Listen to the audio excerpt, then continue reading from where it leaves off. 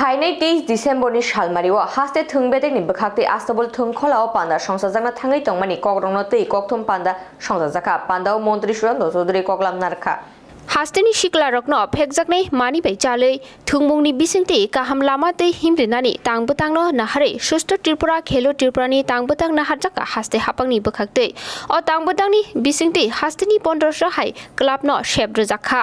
बसकांनि 23 डिसेम्बरनि सालमारिव आस्तबो थुंखलाव पान्दा संसारजाकना थाङै तंमानि पान्दा bwtang रकनो तै kokthum पान्दाव कगलाम नारखा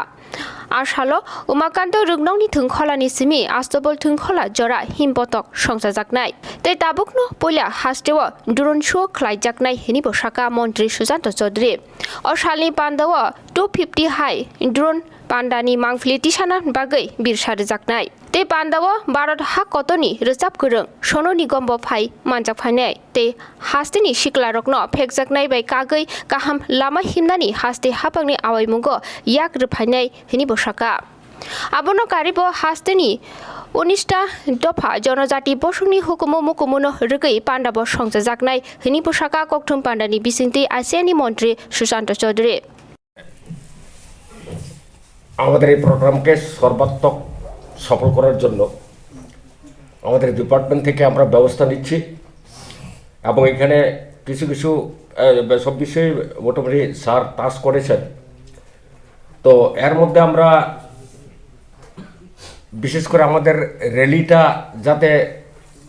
মেগা র্যালি হিসেবে আমরা এটাকে সংগঠিত করতে পারি সেদিকে আমাদের জোর প্রচেষ্টা থাকবে এবং আমরা সেইভাবে সবাইকে আমন্ত্রণও জানিয়েছি এনএসএস থেকে শুরু করে পিআই এবং আমাদের অফিসার্স টোটাল থিং সবাইকে সব স্টাফকে ইনভলভ করে আমরা এই মেগা র্যালিটা অর্গানাইজ করব। আর বিশেষ করে যে আমাদের আর্টিস্ট যিনি আসছেন রেনাউন্ড আর্টিস্ট সোনু নিগম ওনার প্রোগ্রাম শুরু হবে আমাদের এখানে রিসেপশনের পরে শুরু হবে ধরেন আপনার 7:50 8টা এই থেকে আমরা শুরু করব, যেটা টাইম একটু হেরফেরও হতে পারে যেহেতু এখনো আমরা ফাইনাল টাস্ক বা ফাইনাল ইয়েতে তৈরি করিনি,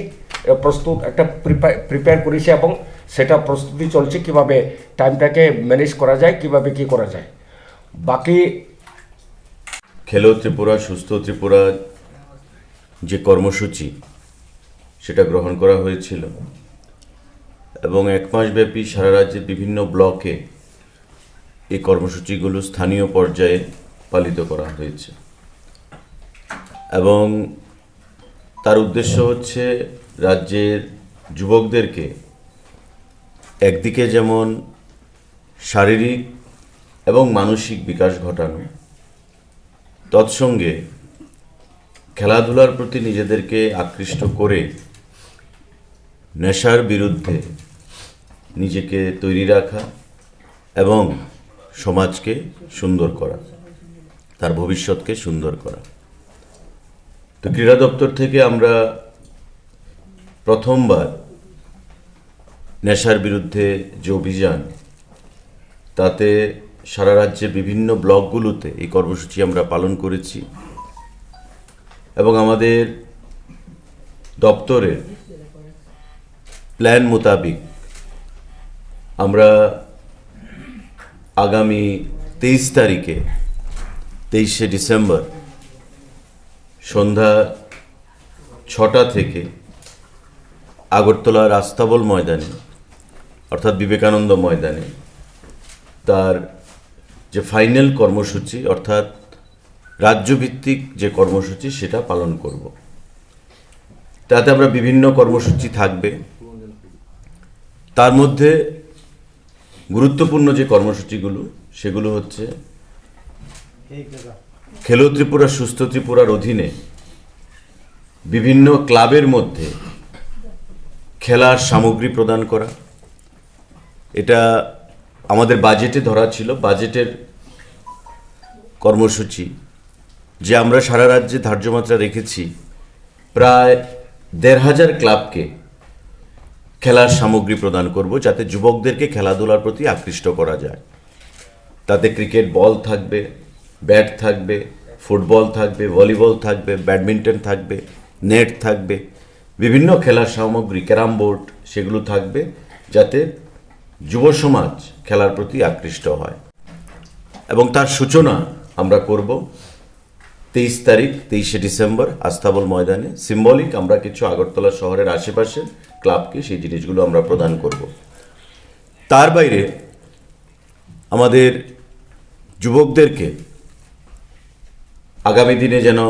সুন্দর ভবিষ্যৎ বা যে নেশার বিরুদ্ধে অভিযান সেটাকে সবল করার লক্ষ্যে আমরা বরাবরই সংস্কৃতিকে প্রাধান্য দিয়ে থাকি খেলাধুলার পাশাপাশি। এবং তারই অঙ্গ হিসাবে আমাদের একটা মিউজিক্যাল কনসার্ট সেখানে হবে। তাতে উপস্থিত থাকবেন ভারতবর্ষের বিখ্যাত সঙ্গীত শিল্পী সোনু নিগম। আমাদের সঙ্গে কথা হয়েছে, ক্রীড়া দপ্তর সোনু নিগমকে আমন্ত্রণ জানিয়েছে এবং সোনু নিগমও কনসেন্ট প্রদান করেছেন এই 23 তারিখে সন্ধ্যাবেলায়